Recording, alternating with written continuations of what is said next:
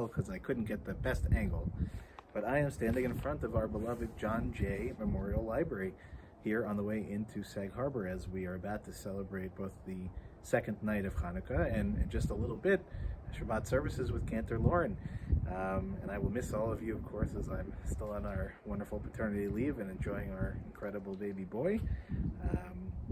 But I wanted to be able to begin this holiday of Hanukkah with all of you tonight, the second night, and as we are trying to do through these 8 nights, to highlight some of the special places here in Sag Harbor that really make this one of the most beautiful, one of the most remarkable places in the world to live.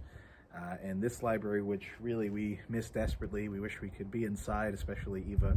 It was one of our common places to come, and we look forward to being back here again. And as we look forward to our renovation of taking one of our older structures in Sag Harbor and revitalizing it and bringing it into the future. This just took place not so long ago here. Actually, it's just started, I think, or had been in process when Lou and I first moved here to Sag Harbor. And to be able to see it come to fruition gives, I think, all of us a lot of hope for what the future holds for us as well. So again, my gratitude to our incredible temple administrator, Eileen Moskowitz, who pulled together some background information on the library, which I wanted to share with you tonight before we light and bless our Hanukkah candles.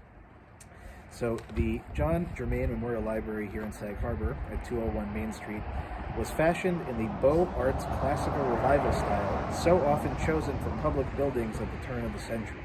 The John Germain Memorial Library was commissioned and built in 1910, so again our temple is even older than the library, by Margaret Olivia Slocum Sage in memory of her grandfather, Major John Germain, as a gift to the people of Sag Harbor. It was named a contributing structure to the Sag Harbor Historical District in 1973, a light-filled, fully accessible addition, which doubled the space of the building, opened in 2016. With its round granite columns and unique dome, it is an impressive edifice, and much more impressive than its edifice is what it contains. And as we know, if we're often referred to as the people of the book, we hold places like this sacred. And this is a community that really, I think, has built itself into a place of great literacy and great appreciation for the written word.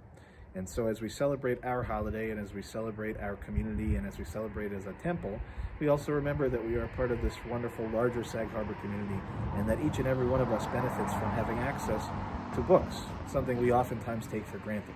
And that is a segue to our next important component of each of these nights of Hanukkah, and as they become days as you wake up tomorrow morning, is to try and make sure that as we celebrate and as we give each other gifts and think of those celebrations and celebratory aspects of the holiday, that we also think about those in our world who maybe don't have the things that we have, don't have access to the things that we have. And one of those things, as I mentioned, that's so core, I think, certainly to our culture and history, but to every culture and history, which is literacy and access to books, access to the ability to educate ourselves and to grow and to learn new things.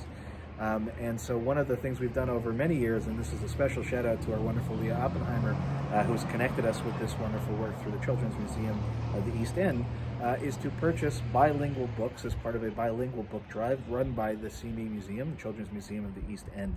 And so throughout the holiday of Hanukkah, you can purchase books and drop them off at the temple. We have a bin located just outside the door that is very clearly labeled book drive. So please make sure that when you're bringing things by, make sure not to bring them to the office, bring them to the receptacle outside the main entrance where you would normally come in for Shabbat or for any of our normal experiences at the temple.